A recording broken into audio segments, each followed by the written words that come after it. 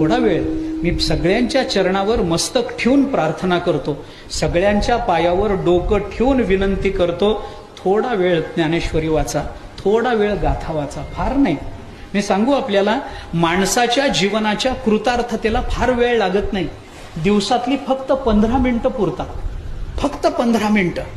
5 मिनिटं ज्ञानेश्वरी, 5 मिनिटं गाथा आणि 5 मिनिटं रामकृष्ण हरी भजन, संपलं.